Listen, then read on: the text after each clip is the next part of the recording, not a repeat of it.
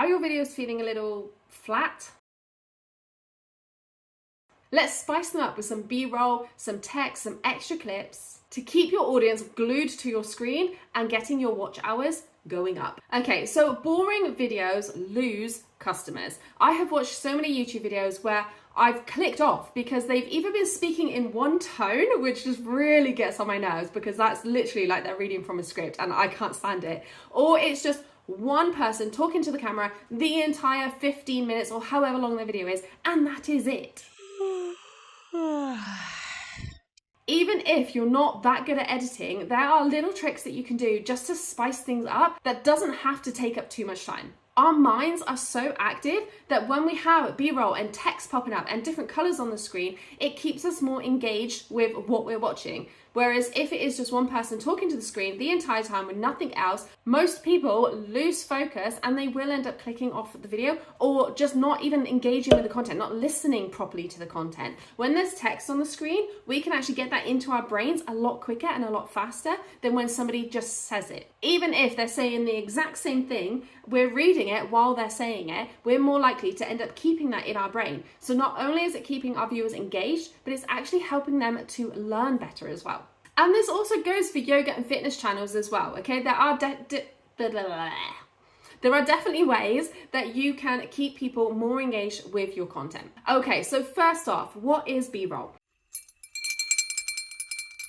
B-roll is additional footage that you play over your video whilst you're talking. So as I'm talking now, I could be playing a video of something else that could be related to what I am saying. Okay, so as an example, say I'm talking about yoga and I'm talking about cobra pose. Maybe I put a little clip of me doing that as I am talking about this right now. That is B-roll, and that keeps your viewers watching the screen for longer. So a great way to do this is as you are making a YouTube video, just think about little extra clips that you can play over while you're doing it. I tend to do this in my editing time. So what I will film this entire video like this, talking to the camera. Once I go in to edit it, I will think, oh, I could put a B-roll bit over that. And then I will create the B-roll right then and there and add it in as I'm going. You could also add B-roll on a different day. You could do it as you're filming. I just tend to find it's easier doing it as I'm editing because sometimes I don't know what I'm going to put in until I'm actually putting it in. You will see most of the bigger YouTubers doing this. So many people will add B-roll to their clips and it's just a great thing to do. Even if it is something really simple, like the screen just changes angle and you are maybe like typing on a computer or something. For yoga classes, B-roll isn't necessarily something that you would add unless you are doing modifications, right? So say you're doing a downward facing dog, maybe up in the corner, you add a variation of a different downward facing dog, right? That's still B-roll, but you're kind of moving it onto the screen of your main video. So the main video is still there as well. You obviously could have this big screen as well, but it's nice to have like a little version up in the corner. Okay, so the next thing is text overlays. This is where basically, as you're talking to the camera, if there's a particular phrase that you really need your students to listen to and to know, I would type it up and put that in the video. So as I'm talking now, maybe this little caption comes up across the screen. It just helps kind of get it into their brain, but it also helps to emphasize some points, especially if you're talking about different steps. So you've got different bullet points that can come up on the screen or quotes to just kind of reinforce the message.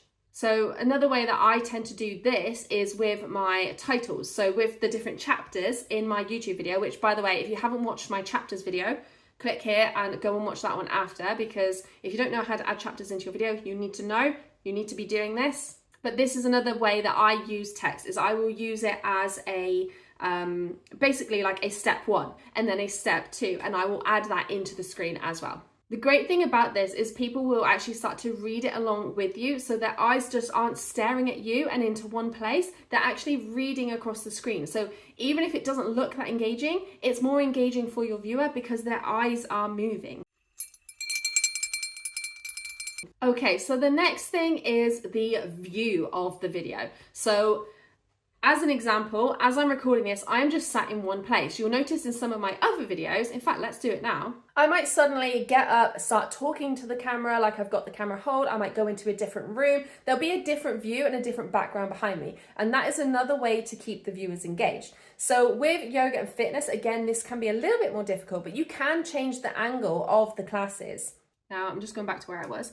So the yoga and the fitness one, the only thing I would say with this is if it's too much hassle for you, don't do it, because most of the time when people are doing yoga and fitness, they are kind of more focused on the workouts and the exercises rather than looking at the screen. Especially with yoga, you're more listening, right? Because most of the time you're down on your mat, head down, not really looking at a screen and what they're doing, unless you're confused by what pose it is. But with fitness, normally you're looking a little bit more at the screen to follow them along, right? To follow their steps, especially if they're like, you know, hop, hop, pop. You want to kind of get into their rhythm, right? I don't know why I'm saying hopping. But you'll notice that a lot of fitness channels do this. They do have the different clips. So one thing that I like to do is I will zoom in and zoom out, and that gives this effect as well, okay? So say you are doing a specific pose or something where you're doing something with your hands and people need to see what you're doing. As an example, when I do headstand, I always tuck my little finger under. So if I'm explaining that, and obviously I'm sat all the way back in my yoga place, I will zoom in then on my hands so that they can see exactly what I'm doing, right? So it's good to do that if you're explaining something that they might not be able to see because you're too far away. One thing that I used to do is set up 2 cameras, have them videoing at the same time so that I could switch between the 2. That did take a lot of editing though, I am not going to lie. And in the end I scrapped it because I wasn't getting any more views and it was just taking double the editing time. So it is a great thing to do, but it depends if you have the time or not. Another thing that I like to do is I will have my video pop up in another screen. So as an example, I'm going to do it right now.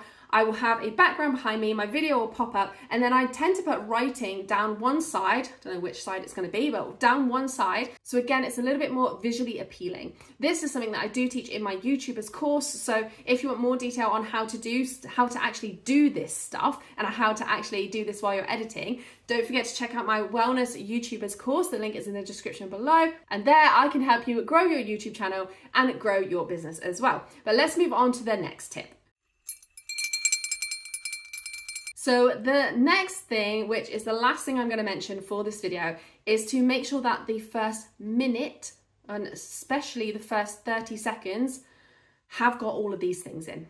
Okay, sometimes I do fail on this, I'm not going to lie. It does take a lot of time to edit all this stuff, but if you can make those first 30 seconds to 1 minute really heavy and engaging, that is a really good way to keep viewers watching. And what I tend to do, which now you'll probably notice, is that I will make the first 30 seconds engaging, and then as the video goes on, I kind of trail off my edits, because once somebody has watched like half of your video, I nearly said 30 minutes, but not 30 minutes, half of the video, then they're more engaged in what you're saying, they're interested in what you're saying, they're not going to care as much about the edits after that. So I do tend to make the first half of my video quite edited, and then the second half less edited. And that is how you improve your view duration. So I'd love to know if you're doing any of this. Let me know in the comments below. Don't forget to like this video, of course. Give me some engagement if this is helpful. And don't forget to watch this video next, because now you know how to create engaging content. Let's get those viewers,